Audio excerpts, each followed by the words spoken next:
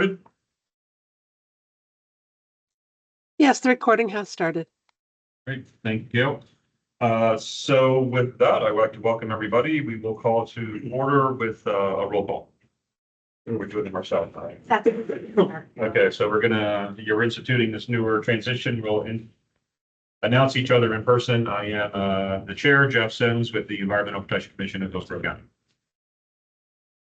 Mike Williams with Hillsborough County Development Services. Jay Collins, Planning Commission staff. Bob Campbell, Hillsborough County Public Works. Lema FSC, Community and Infrastructure Planning Department. Brian McCarthy, City of Temple Terrace Engineering. Jesus. Hi, Jesus Brothers here with HART, the Hillsborough Transit Authority. Jennifer Malone, Planning Commission. Joel Yap Santana, Florida Department of Health. Jonathan Scott, City of Tampa. Elizabeth Watkins, TPO staff. All right, do we have any members online that wish to announce? Bob Fry from Thea. It was kind of garbled. That was Bob Fry with you. Frank Kokenauer, City of Plant City.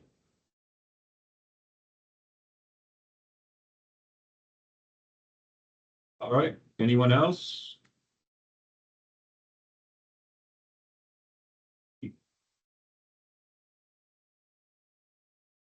Okay, I don't see anybody. I don't recognize any other names on there. All right, very good.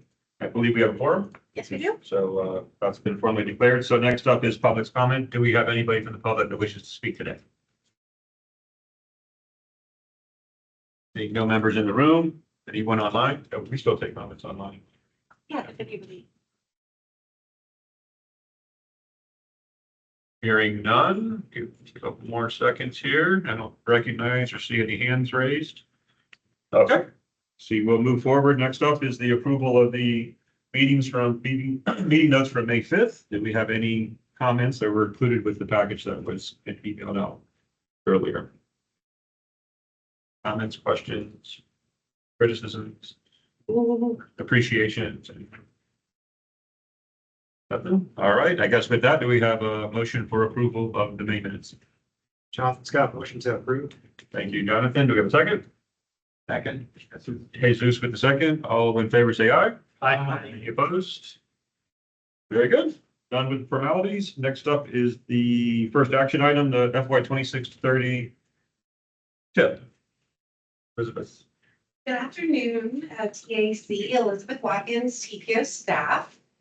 You may recall from the meeting last month where we brought you the tip just as information. Today it's an action item and we'll look for your recommendation to the TPO board. Since you've seen these slides, I'll really just provide a brief overview and then call to your attention anything that has changed since last month.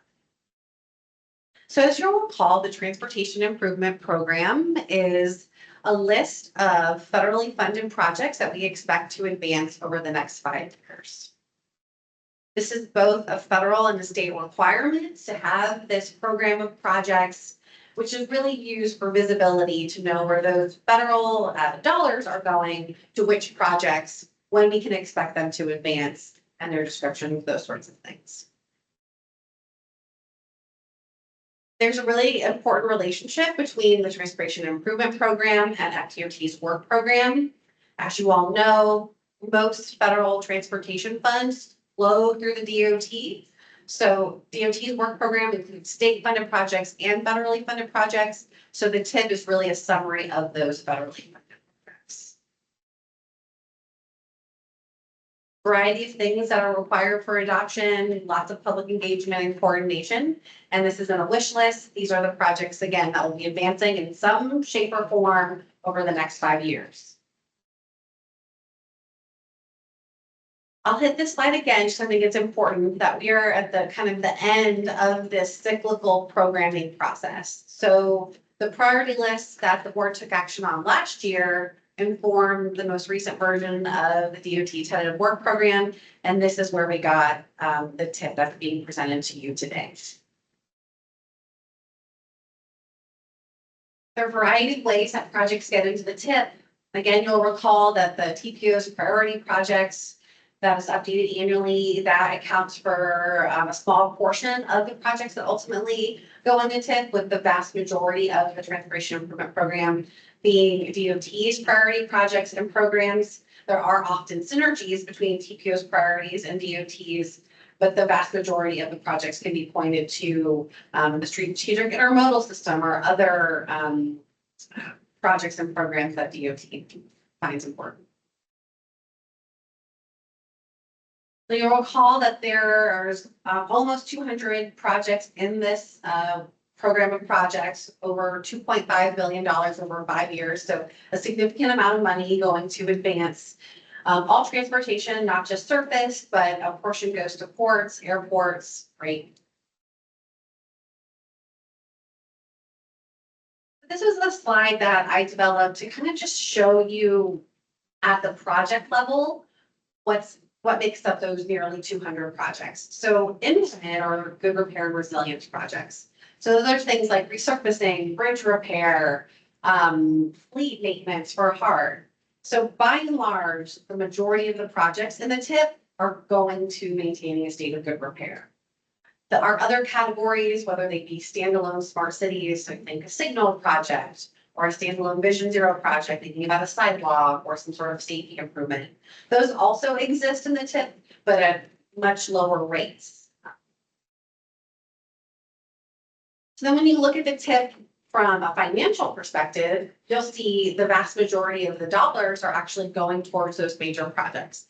And we would expect to see that because they call their higher dollar values. So major projects are widenings, interchange improvements, or fixed guided transit. And these are big ticket items. So for example, the West Shore Interchange is programmed in this TIP. That's nearly $300 million on one project. So it's not a surprise to see that a large chunk of the pie are going towards these major projects, even though there aren't as many of them in the TIP. So this is a new slide that I'll talk a little bit more about. So other committees asked about, well, we hear all the time that we want more money to go towards safety or transit. How is that happening? So what this slide is showing, those funds that the TPO directly kind of influences the programming of through its priority list. It's a smaller pot of money, but those are directly going towards those priorities. So more than half goes to those safety projects. We have a longstanding commitment with HART to use some of that sub-allocated funds to repair their bus stops, fund new fleet. So it's not as much money, but this we have more agility to program to certain projects. So I won't spend too much time going through these projects because I know that can be a little bit painful. But instead, if you want to use your phone, if you're curious, there's a QR code that has a map of all of the projects. We thought this might be a way to more easily digest, nearly 200 projects. So you can just kind of zoom in, look at places or spaces that are important to you and see what's coming up in that 5-year work program.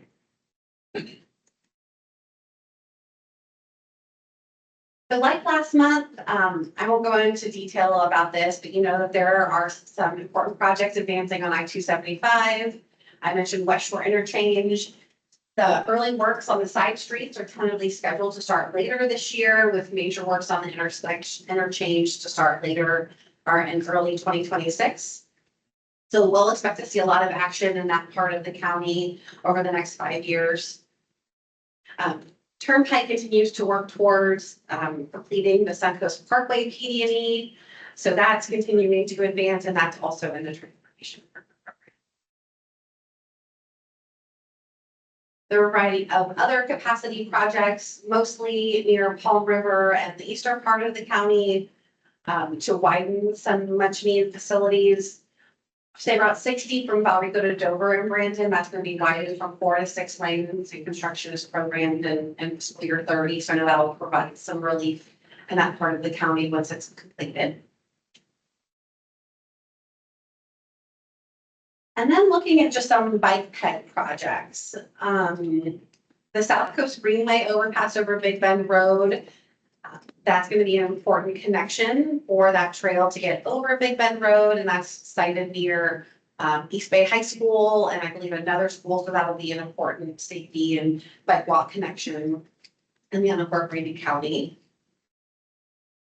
Go through too many details on this because you've seen these projects before, but more side paths and sidewalks are going to be built over the next 5 years. This is a little bit different than what I presented last month, which is a project along Bush from Dale Mabry to Nebraska. Bush Boulevard has been a longstanding priority for the TPO, particularly from a Vision Zero and safety perspective. So DOT is working on a project in those limits to add medians, fill in sidewalk gaps where it can be filled, implement some traffic signal upgrades, and then narrow the lanes and reduce the speed limit to 35. Again, emphasizing the importance of safety along that corridor. So what's added here is there is a segment of the southern side of the street where the crosswalk gaps can't be filled, and I have that highlighted for you there. And that's largely due to right-of-way constraints. You can see from this image that the building is almost to the road, and it would, I think, triple in cost to purchase that property, relocate the business to fill, a sidewalk gap that may be maybe a quarter of a mile. So that's something DOT is continuing to look at. I know there will be a public meeting later in June, but that's what it's looking like right now. That many of the sidewalk gaps will be filled, but this particular portion on the southern end will be very challenging to do so, just given property considerations. So a couple other safety projects to highlight. Fowler from Florida to west of 56. There'll be wider sidewalks and intersection improvements and some mid-block crossings. And that is programmed for construction in 26. So we'll be looking forward to have that open to the public years after that. It continues to be an important, many transit projects in the TIP. The streetcar extension continues to be in there with the discretionary grant from the feds, as well as the state discretionary grant to help provide a part of that match. Parks heavy maintenance facility remains in the TIP and continuing to get that funded through its subsequent phase, as well as those replacements and bus stop rehabilitations that I mentioned earlier. I had a question from another committee asking about some of the other discretionary grants that our local government partners have been so successful in acquiring over the past couple of years. So the city of Tampa has their Pathway to Palmetto grant and the Palmetto Beach area to rebuild the seawall, put in to update the sidewalks, resurface the roads, and have that in a good state of good repair, as well as the county's Advanced Transportation Technologies and Innovation Mobility Program. You may recall that Raphael was here a few months ago to talk about that. There's like, I think, 10 different corridors that will have hardware and software upgrades. So that's moving forward, and that will continue to be in the TIP so that project can advance. And then finally, Parks Heavy Maintenance Facility, the funds that they won earlier this year, and then hopefully any other grants that they win will be added to the TIP so that the project can advance. So close out with some next steps. We are nearing towards the end of this process. We've mailed postcards to property owners who are nearby, any projects that are coming to construction soon, posted roadway signs to let people know about the TIP, published in the newspaper. And then we're looking to June 11th. So next Wednesday, the TPO board will consider and adopt the transportation improvement program. So the recommended action for you today is to consider recommending that the TPO board approve the fiscal year 26 to 30 TIP. And I'd be happy to answer any questions. Okay, thank you, Elizabeth. Do we have any questions? Yes. Jennifer Malone, I have questions about the priority list, but that would be the next item, correct? You put them together. Okay, I'll hold my question. Thank you. Okay. That was an easy one. Yes, Jay. Jake Collins, I wasn't here at the last meeting, so you were mentioning some things were different this meeting than last meeting. Was last meeting just a briefing or was there a discussion and it needed to come back? So for the TAC and the CAC, it's been this longstanding practice to bring the tip 2 times. Okay. So the projects didn't change. So the things I spent a little more time talking about, nothing had changed, just a little more information. Thank So you. I'm sorry, I know there maybe were a few. I just didn't want to bore you to death if you've already had stuff in mind. Yeah, when I saw the agenda, I like had some deja vu and because I attend another committee's meeting, so I saw it the same way and I was like, I swear we just saw this, but then I remembered you saying you were going to bring it back with a allowance for us to digest it a little and see if we have any comments over the coming weeks. So yeah, I did remember it. On the one slide where you talked about the TPO funded projects, you may know, mainly I just verifying something. None of them, no money was addressed toward major projects. Is that because all of those are state federally funded, or how does that? Yeah, so we'll talk a little bit more about in the next presentation, but those projects are prioritized based on the priority list, which we'll see next. And major projects are the last category, so they're usually towards the bottom of the list. So typically those TPO funds, they run out way before we touch major projects. But those are still really important needs, and DOTs and Hillsborough County are doing very important work and funding those capacity projects.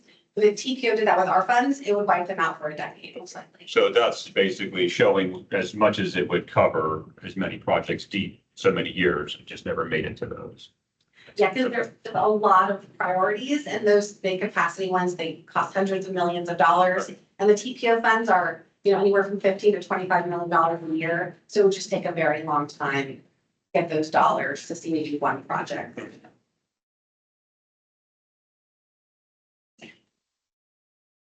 Yes, Jen. Jennifer Malone again. Can I see the slide with the pie charts? I thought that was really interesting. Thank you. And so just to confirm, because like the colors are pretty similar, 12% of the funding is going towards real choices. Yes, Okay. yes, for the entire work program, for the entire TIP. So what's included in that? So those will be, I think there's maybe 5 different trail projects would be included in there. Parks, operating funds, support local transit service. That's what make up that 12%. Okay. Yes. Staying on that slide, how do you define the miscellaneous non-infrastructure category? Because that's not a normal, Yeah. what type of projects are those? Question. So those were projects that didn't fit neatly within one of that RLRTP bucket. So one example that comes to mind is there's funding to refurbish the bathrooms at the airport. So things that aren't like directly infrastructure related or capital, we kind of pull them in. So the bathrooms was one example. Planning funds was another because it could go across many categories. There was some training in there. Things that don't fit nicely within. That's Jennifer. Sorry, another question. Jennifer, speaking about buckets, and maybe this is when you get to the next presentation, I just noticed some differences in how things were categorized, like crosswalk and I guess I'm just curious, like I noticed in 3 places, crosswalk improvements were bucketed under Vision 0, but then in another item, you had it under real choices. And I'm wondering, okay. I'm so excited that you bring that up because it's definitely, I feel like a pain, so not as science. I would love the TAC spot. So we'll get to it in the next presentation, but we're prioritizing projects and we have this current criteria, but there's always opportunities to improve. So there are many instances where one improvement that you would deliver, it might be smart cities because the focus of it is really to like help move traffic and use, there's like a built environment and a technology, but also could be safety. It also could be included in a resurfacing, so it could be good repair. So it gets kind of wonky and I'd love to talk this. Okay, I'll keep my next question for the next presentation. Thanks. Sounds like we're going to be loaded and ready for the next one. Yeah. Okay, any other questions or comments? I mean, I know there's a lot, we saw a lot of them, so I think there's a lot of new, certainly a lot of those individual projects could have discussion, but I mean, they all have merit, so it's not like we would not support them. I certainly see the difficulties in that photo you showed on Bush. So individually, I don't have any specific comments. So if anybody else have any comments or concerns? And hearing none, the motion is on the board if somebody wants to make that motion. Emma, motion to approve. Lama's motion as indicated on the screen. Yes, recommend the TPO for the approve the 2026-30 transportation improvement program. Thank you, Lama. Do I have a second? Second. Bob, I think we're just under the wire. Bob Campbell gets it. So she get the next one. We have a motion and a second. Is there any discussion? All in favor, say aye. Aye. Any opposed? All right. Next up, Elizabeth again with the priority list. So like we kind of called out in the last discussion, this portion of the presentation is the list of priority projects. So every year, the TPO board has to submit a ranked list of projects, no duplicates, so it has to be 1 through however many projects there are, and then submit that to DOT for programming. So that's what's before you today. There's a list of, I think, about 73 projects that we've ranked from 1 to 73 to hand over to the district as they start to look at their next work program cycle. So that's the primary purpose and how this is used. This ranked list of project priorities to get funding on. But then there are other ways that this document is used. So another way is to communicate a need to DOT. So I know there are a lot of state roads within unincorporated county or within city limits. So our local government partners could submit that to the TPO and say, hey, we need a fix on like Nebraska, which we'll see later. Let's ask DOT to do something. So that's another way that this list can be used to help influence some of the work that DOT will be doing. And then finally, it uses a way to show community support for projects. So in the last presentation, we talked about a few discretionary grants that local governments go after. Often, if the project's on the list, they'll submit that in their grant application, say, hey, feds, this is already a community priority, and here's the proof. So we're earlier in the project programming cycle. So where we started this winter was meeting with all 4 local governments in HARD, talking about which projects they wanted to submit, and then evaluate them. So staff went back and did the evaluation of the projects, and we have proposed this draft priority list that the board will take action on next week in your recommendations. So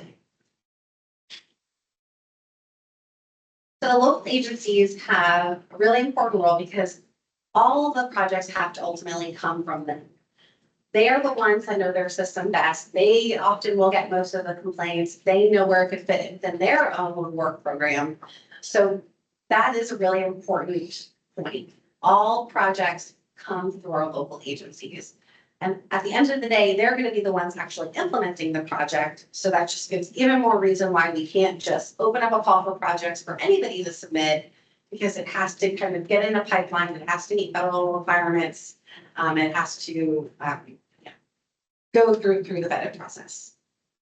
The TPO's role in this process, the board kind of determines what those priorities are through this list, sets the long-term vision through the long-range plans, and then uses data performance measures to evaluate projects, monitor them, to ensure that that investment is doing what we would expect it to do. And of course, our partners at District 7 have a really important role because they're the ones actually with the dollars at the end of the day, programming them, and then they're responsible for oversight of any federally funded project through the LAP program. So I talked a little bit about how projects are ranked, but one thing I'll emphasize here is we have different evaluation criteria based on the type of project. So we really look to our LRTP investment buckets to compare apples to apples. So we would want to compare a new signal with a intersection or with a interchange improvement. Those things, they just wouldn't compete well. So for smart cities, we look at travel time index and delay. And that's how we determined, okay, which project, where is that need greater? Which one will best address that? And that's how ultimately those projects we ranked. Same with good repair. For Vision Zero, we looked at safety data.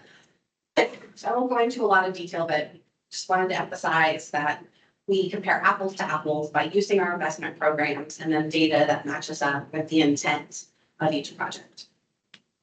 So staff does this data-driven exercise, but there was a little bit of a policy difference this year.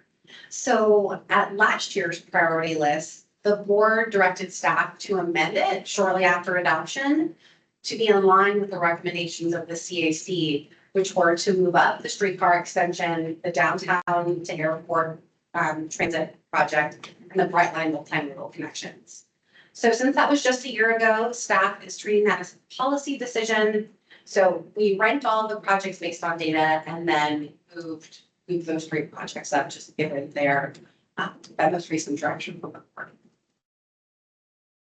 And maybe it would be a good time to talk about how we group these projects. So we ask our local government partners to submit applications to us, where we first ask them, okay, where do you think it falls? Because again, it's an art and a science. The science part of it is, okay, you're a crosswalk, that should be a Vision Zero project. But then the art of it comes into, well, what's really your intent there? Is the crosswalk just like an ancillary component to maybe a new signal, or maybe you have to resurface and you want to put a new crosswalk in after that? So that's really more good repair. It's not perfect by any means, but that's traditionally how we're grouping categories now. We take the recommendation of the local government, and then we look at that purpose and need of the project and see where it best fits, which investment program makes sense for this project to go. So now we'll get into some of the projects in the priority list. We have a static map, but what you can see from here is we have every single project type touching all corners of the county and all the municipalities. So these were requests. These are all 70 projects that were put on the list. So of the 73 projects, only 18% of them are actively competing for that TPO funds in fiscal year 31. And that's another kind of like wonky thing to point out. These funds aren't for tomorrow or even next year. These are always going to be, most often will be programmed for the next 5th year. So if a local government has a need tomorrow, they're not coming to the TPO for money because we need to address the pothole. We need to address, a fallen signal. So what I've seen in my experience, our partners typically look to the TPO to fund maybe their bigger projects where they have local money, but they need federal, and they can wait a few years because again, you're not coming to the TPO for dollars tomorrow. So this is a list of those applications that were submitted this year. And as you'll probably recall from past presentations, the way we prioritize projects here at the TPO is we say, okay, smart cities, you are our top category. So you're going to be 1 through 7. However many smart cities projects, those will all be at the top, followed by state of good repair and resilience, Vision Zero, real choices, and major investments for economic growth. So the top ranked project actively looking for funding this year is North 56 at Druid Hills. This is a new signal that's being requested, as well as some intersection improvements. This bubbled up from a recent corridor study done by DOT in Temple Terrace. It needs more, and it's a worthy project, so hopefully that will get funded. Then we look at our state of good resilience bucket. That's the next highest priority. That is the recurring commitment we've had with HART to help them replace some of their buses and repair their bus stops. They also submitted for the HART heavy maintenance facility, but that's like $100 million project. So I'm not sure if it'll be funded, but it would wipe the bucket out pretty substantially. And then I'll just talk a little bit about the Vision Zero, because typically we run out of funding around Vision Zero, just given the number of projects. We're probably at priority 43 at this point. The Hannah Avenue traffic calming project that was submitted, that was the only project the city of Tampa submitted this year. And this was to add sidewalks, crosswalks, and then some turn lane improvements to help calm traffic and make it a more pedestrian environment. This one they're requesting just half of the construction funding. That's another thing that we see our local governments do, particularly the city of Tampa, where they won't ask for P&E construction, they'll just ask for a portion of construction to get those dollars moving sooner. And then closing out the Vision Zero category is a pedestrian signal at 56th and 113th Avenue. That's just south of Fowler in a really busy area. So the request is to add pedestrian signal. And then finally is Plant City's Collins Street, Complete Street. Plant City and the TPO and Plant Hillsborough partnered years ago to do a study along Collins Street. The first phase is already done, so this is for the second phase. Plant City tells me that this is going to be an area of high growth for them, so they want it to be walkable and have the road form that matches the content of the development. I'll move forward with that. So those were the projects actively competing for funding. Another section of our priority list are those that already have construction on them and the tip. But we keep them on our priority list because until they're built, because you never know what happens with cost escalations. Crazy things have been happening. So we like to keep them on our priority list in case there's ever a situation where we need to justify the DOT. This is still a community priority. And I'll just talk about a few of these, but one that we're really excited about is a few projects, but particularly an overpass or grade separation at US 41 at the CSX grade at CSX tracks. This is a very important freight corridor. I think it's been a priority for decades at this point. So this project now has construction, I believe, in fiscal year 30. So look forward to not only see a reduction in congestion for freight, there's also going to be a side path and other improvements that will really transform the area. There's a pedestrian signal at North D6 and Salaha Road in Temple Terrace that has funding for construction in fiscal year 30. And this bubbled up from that corridor study I mentioned earlier, but you probably can't tell from this image, but it's near a shopping center and there have been some bike ped crashes. So we're hopeful that this investment will reduce that. And then finally, City of Tampa won a Sun Trail grant to build out the South Tampa Greenway near McDill. So that project will be moving along and funding for construction has been confirmed and programmed for fiscal year 30. And then to close out this presentation, I wanted to highlight a few recently completed projects because these things take decades. And I think it's important that we pause and reflect on the journey that it took to get them done. So to me, the no-brainer is the completion of the Howard Franklin Bridge. I think this was one of the biggest, if not the biggest, transportation investment in the state to add a whole new bridge for the Howard Franklin. Most of you know it opens to general traffic this spring. I believe the express lanes will be open sometime in later this summer, and then that bike ped trail that will connect, Hillsborough and Pinellas should be open by summer of 2026. Another project that completed this spring was an intersection improvement in the West Shore area from Boy Scout at Manhattan. The TPO worked with, the City of Tampa and DOT to advance a project for a new signal, crosswalks, pedestrian refuge, and that was completed this March. Nebraska Avenue got some love recently with a variety of pedestrian upgrades all the way from Sulphur Springs all the way to downtown. The treatments vary based on location, but you can see here some signalized crossings for pedestrians near transit stops, some medians, and other refuges. And then finally, there are some new signals along US 301 in the eastern part of the county. Excuse me, so sorry. At Harney, Spacey, and McIntosh, and that will be in Trail.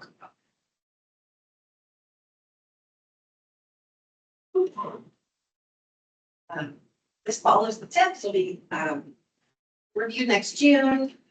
And Chair, if you don't mind, can I just step out for a second before we have questions? Sure. Yeah.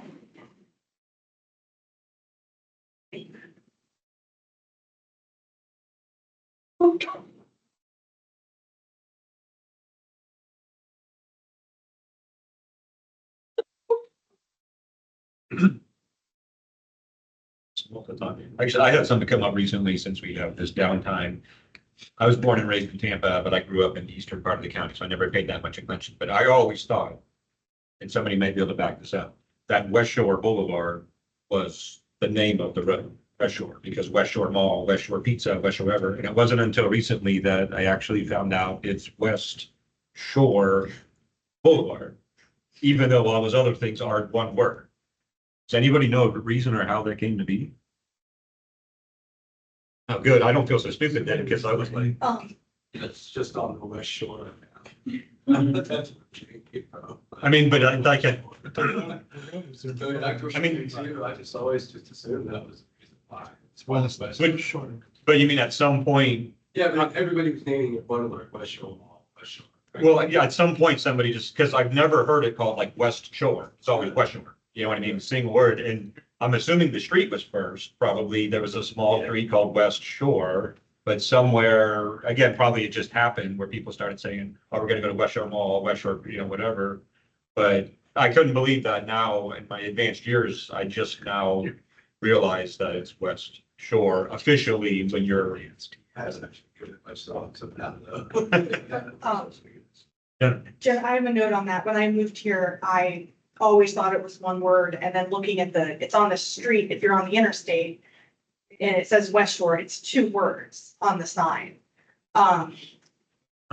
So that's when I noticed it, but yeah, it is interesting, because I always thought it was one word as well, but the street is two. Yeah, that's how it's laid on the sign. Okay, I never paid attention to that. Okay, Well, you might not go to the mall as much as I do, so. I did when I was young, but I had to get found. On Google Maps, it's one. I know I looked at my phone and it was two, and then I looked it up officially on, but he's saying on Google Maps and areas, it does show it as. Yeah, on the FDOT sign, it's definitely two words. Anyway, sorry, we were just throwing trivia at one another. Oh, I'm so glad. Next, we're gonna talk about Jeff Mabry and find out who he was. I'm sure he was someone famous. What Kennedy was before it was named after a president? No, no, that No, was. that's MLK, I know. Another mayor. Okay, well, we'll after the meeting, we can go back to that. Sorry about that. Do you know the answer or you just put it on a Kennedy? No, there is. Oh, no, I forgot it. Unless, I think one of y'all just said it. But maybe he was a fire. No, we were talking about Kennedy. Kennedy was named before it was named Kennedy. Yeah, because Kennedy, the guy, was here a few days before he got killed. Right. Right, but what was the name of the road before it was named Kennedy? Buffalo. Buffalo, okay. Grand Central. Well, Grand Central is still, part of it is there. Yeah, no, Yeah. that's a whole. Hmm. Oh. See, Elizabeth, this is what happens. You know, we know you got a frog in your throat. You had to walk out, you had to clear it, and look what you came back into. We're so sorry. We'll bring it back now to the recommended action. Thanks, Jay. I mean, seriously, the brain knowledge in this room in history, I mean, yeah, it's impressive. So again, apologies about that, but the recommended action is to recommend to the board that the TPO board approve the priority list. So I'm happy to answer any project specific, programmatic. Okay, thank you. Questions, comments? Jennifer. Jennifer Malone. So I appreciate letting us know that this is an art, not a science, and some of the background about how these projects are like put into buckets. I did notice when there was a crosswalk improvement in the real choices bucket rather than a Vision Zero bucket. I'm assuming it was put into number 43, put into the real choices bucket because it's a downtown crosswalk improvement and there's more walkability downtown. So that's helpful to know that, you know, the thought that goes into this. I I really like I think it was on page 11 of the priority list. And I think you had it on the slide, there's a map showing the segments like smart cities, good repair, vision zero, real choices. And then you guys put major projects transit and major projects highway in 2 different colors. That was really good because, and I think maybe in the future, we could think about how that distinction is made in the list as well. Because then I noticed there's a lot of really good transit projects that are in major projects and not where I was looking for them, which was real choices. And then I did want to go back to the slide where you put everything up that was competing for funding. And can you just walk us through that process again? I have a question specifically about the Hannah Ave traffic calming, but if you could just kind of talk through how these projects compete for the funding, that would be helpful. I'll start, but stop me anywhere when you have a question or a point. So all of these projects again came from the local governments. They submitted applications to us, the TPO staff, and then we took each project, saw how they categorized it, make sure we agreed, and then we evaluated them. So the actual projects themselves, so City of Tampa, for example, they initially submitted like 10 projects to me, but only one had an actual application for funding, and that project was that Hannah. Okay. Yeah, it's just interesting that the city's requesting this now in the direct segment where their building is. I think planning, you would want to look for some traffic calming before you build that building in that area. And I go to that building frequently in that area of the city. But that's just struck out to me especially when you mentioned the roadway segments. But that was my questions and comments. Yeah. Thank you for your thorough answers. Yeah. That's a great point. And maybe an improvement in other years is maybe we can come to the TAC earlier. And once we get like what those projects are looking like, and if you all have any feedback, I know it's only 3 months, but that transportation land use connection you mentioned is so important. So any ways that we can better integrate the process, I am all here to support. Thanks. Okay, other questions? I know you kind of answered one because I was wondering about, let me back up. I find it extremely difficult to be able to compare if a lot of these, given the variances and the type of projects you have. So I appreciate the challenge there. But part of it for me would be the cost, how that plays into it, because I know with our agency, totally different thing. But sometimes when we're looking at grants that we're trying to approve, we'll get a bunch of high ticket items, but then you got these few low ones. And we tend to let those get through because in the end, they can afford to get more done. So I was wondering how cost played into it when you were getting these. I think you'll addressed that. I don't know if you have anything to add. But. No, that's a great point. I think one area that's exemplified is within our state of good repair and resilience category is, Hart has a lot of needs. But the heavy maintenance facility, I think the request, it's just $75 to $100 million. So that we often wouldn't recommend to fund that because all of the money would go to that for years and years. So as part of the calculus, you'll notice on the actual priority list table, there's a column that says amount requested and then amount recommended. So that's one area we try to spread the peanut butter a little bit, making sure that we're getting all project types across all jurisdiction, meeting the highest need. So it's a really challenging thing to do, but something that's very much front of mind for us. Right. Can you go back to one of your slides about how projects are ranked? It looks like it's 7. Yeah. So I know that at least I was under the impression that the CAC wanted to participate more into how we come up with our own projects as a jurisdiction. Is the TPO going to be somehow facilitating, or are you instructing your CAC members to just reach out to the agencies directly? So you're right. That's a very fair description. The CAC, I think, sometimes feels frustration because they want to submit projects. They want to see their projects on this list. And we'll often tell them, okay, well, you have to work with your local governments to get them on there. So honestly, we'll be open to your feedback. Anybody else who's part of this sausage making on what is the best way to kind of hear their point of view and how can the TPO staff help facilitate that in a healthy and productive way. So we haven't made any commitments yet, but would love anybody's thoughts here or offline. I don't have any thoughts. I was just Okay. asking the question. One thing we could do, and again, I talked with Sarah Caper, the CAC liaison, is ask them for their ideas and then send them to you all for consideration, not only through this process, but your own capital improvements programs. So I feel like there's a variety of ways we can get it. So we'll brainstorm and then get with y'all. Okay. Would it be the CAC when you have a call from the actual jurisdictions?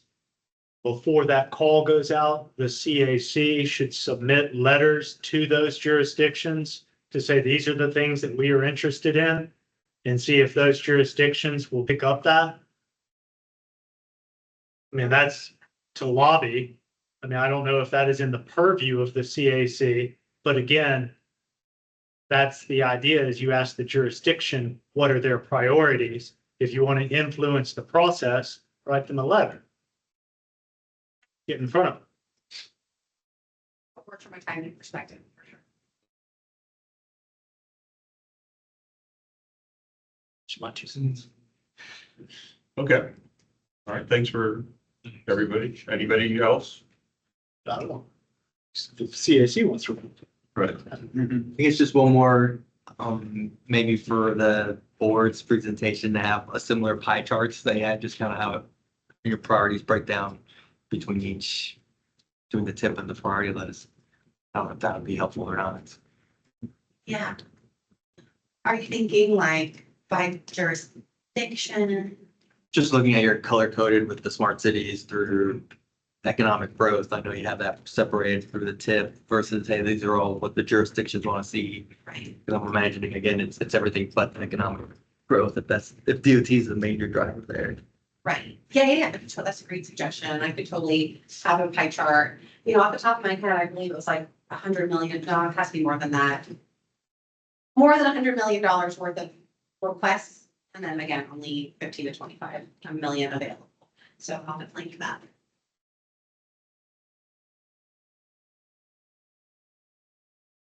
Okay. All right, any other comments, questions? So with this, there is a motion to be requested. So does anyone like to make the motion? Jesus, motion to recommend the TPO board approve the FY 27-31 priority list. Thank you, Jesus. We have a motion. We have a second. Jay Collins, second. Second by Jay. Any discussion? All in favor, say aye. Aye. Any opposed? All right, that does it for the action items. And Elizabeth can finally take a break. Last up is the status report. Oh, there it is, from Connor on the detailed safety side. Good afternoon, CAC. I'm Connor Travis McDonald. I'm here to present the detailed safety insights. A little bit of a background on how we got here. In January, I presented to you all the safety performance measures, and those performance measures were required by PPOs. When we went to the board for safety, they wanted a little bit more information on how these crashes happen.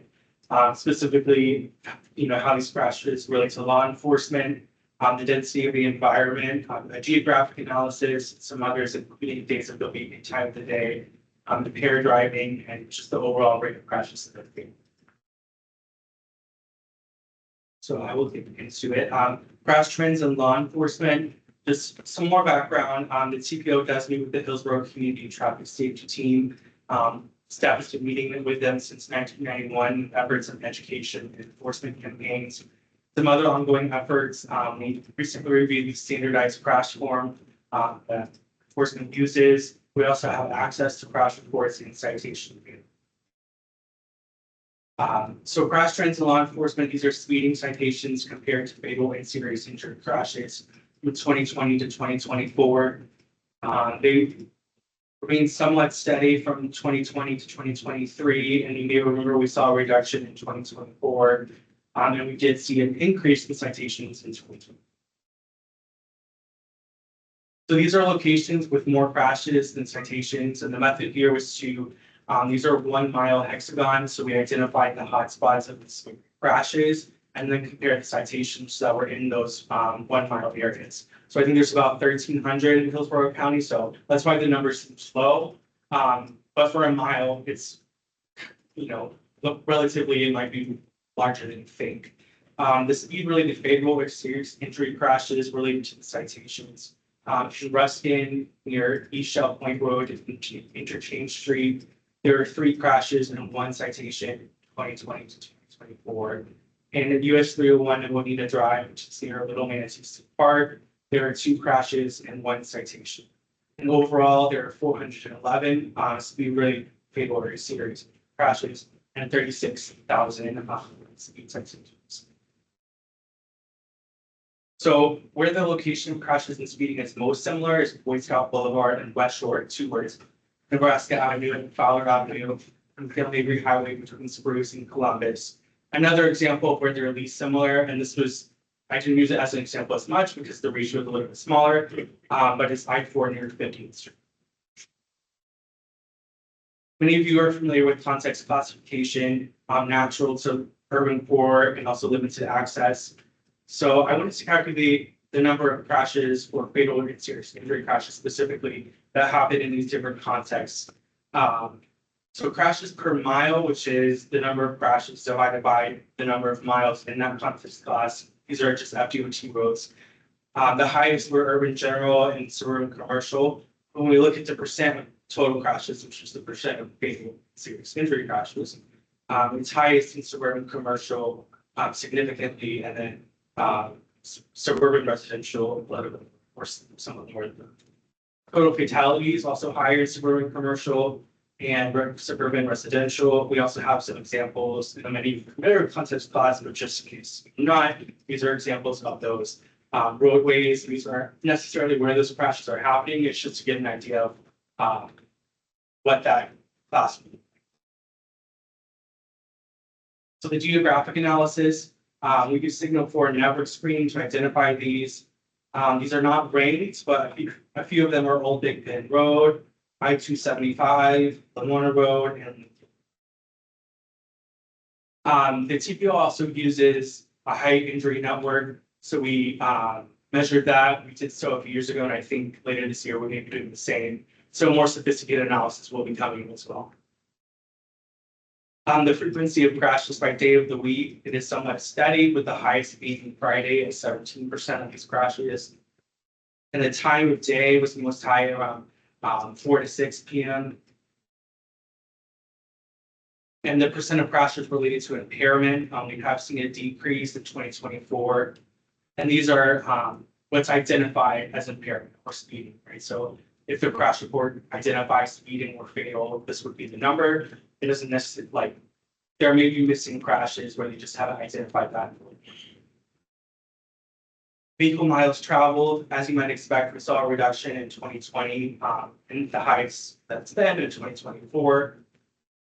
And we'll compare these to the rate of crashes that are fatal. We saw the highest in 2021 and a lower amount in 2024, about where we were in 2019. So comparing those, the lowest VMT being in 2020 and 2021 is actually the higher numbers for rate of fatal crashes. So we do kind of see an inverse, but I'll let you take your own ideas from that. So some TPO efforts, the staff and the board continue to program and develop studies and plans. I think the county is also working on a before and after infrastructure implementation analysis. We do a high injury network identification, which I mentioned before. We also do corridor studies. We're working on one on Manhattan Avenue currently. Some other efforts to increase safety in Hillsborough, the LRTP, and as heard, the listed priority projects and the TIP. So that summarizes, and I will take any comments or questions, or if you have further inquiries, I can help to address them. All right, thanks, Connor. Interesting. I mean, I can recall as we've had several of these items we talked about afterwards in the comments. So, how much is impairment affecting things? Even frequency on times of day, and have we been able to identify? So I don't know, we never specifically asked for a study, but I appreciate all of the information as a resource going back, being able to reference now. So do we have any other questions, comments? Excuse me. Is there, I'm curious, I mean, there's not an easy answer for this, but you talk about citations and their connection with that one for me is a little bit hard to connect because, I don't know how much the bulk of traffic slows down for that one period. Yes, when there's a 30 minutes of an officer with someone on the side of the road giving a thing. But outside of that, everything's going normal as opposed to a traffic calming situation or a reduced speed limit or something like that. I guess, is there any kind of easy answer for how effective citations are and reducing accidents and stuff? I'm unsure, of course, it sounds like, the basic idea is that citations, the amount would reduce the number of crashes, just because people are aware of it being a hotspot of citations. But I don't know the true connection, how much crashes really would reduce by citations, I don't understand. Okay, I'm just wondering. Okay, anybody else? The only other thing is on that one, if you can scroll back to the one with the various types of criteria where accidents occur, it was the graph with all of the percentages. So not a graph, it was a table. Keep going back. I think it was green.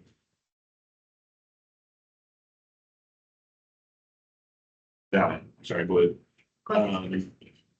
We talked about this one before. I mean, that suburban commercial just jumps right off the screen about it. I guess my curiosity would be because I obviously, you're talking about how densely populated our areas that are within these, and also vehicle miles, how many are contained within. So maybe down the line, not something an answer we would, necessarily need as part of this cycle, but if something could relate, like what percentage of the total traffic or the total mileage and stuff is made up by the categories?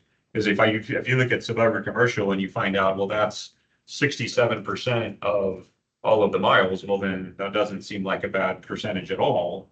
But if you find out that's 10% and the population is, 4%, then something really missed there. Again, I'm confident. I know suburban commercial is something that all you need say nothing more than Fletcher Avenue to understand that this is an area where you struggle, probably the same thing with Nebraska and Florida. A lot of pedestrians, a lot of movement, a lot of people living there. I get it. I'm just saying that might be a useful secondary criteria to help relate how these numbers, what it shows for the town. Just a thought. Absolutely. I have that actually really easy available. I have it already in the spreadsheet. I just got to put it on the slide. There's a lot of, so I can provide. Oh, well, good. Great. Okay, anyone else? I guess that's it. We appreciate the report. Thank you. All right, that's the last scheduled items. Do we have any old or new business? Hey, Joyce. So I asked people, it was Lafayette Street. Lafayette. Oh, I guess this would fall under new business. It's a very old business. Okay, Lafayette was the old county. Yeah. Okay. I couldn't house myself. I figured somebody would look at it, so that's good. Okay, but also, do we not have, don't we skip July meeting? Oh, that's right, it's July. Okay, so one new business item, July, we do not, that's our only month we don't have a meeting, so we'll be meeting in early August. Okay, so now we have another one. Yes, the city of Tampa, in partnership, of course, with Plan Hillsborough, is updating the City of Tampa Comprehensive Plan. I know the blue is going on, Jen's the project lead for that, but as well as the other segments. So there's a public meeting tomorrow and Thursday, and there are flyers. And Jen, I'm sorry to put you on the spot, but if you had anything you wanted to say about the update. No, Jennifer Malone, thank you, Elizabeth. No, I mean, it's going. We are responding to requests from neighborhoods. So I think at the CHC a couple weeks ago, a member asked us to come to their neighbor association and talk about the flu specifically. We are happy to do that over the summer while we get more feedback from the community at the direction of city council. And we're trying to update the other elements as well. So we're gonna see us out there. Thanks. Okay, very good, thank you.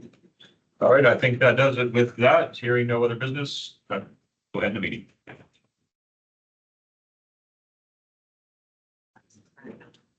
Hey, good. I feel bad. I was like trying to think of a way to like get you from whatever or to interject something like. There.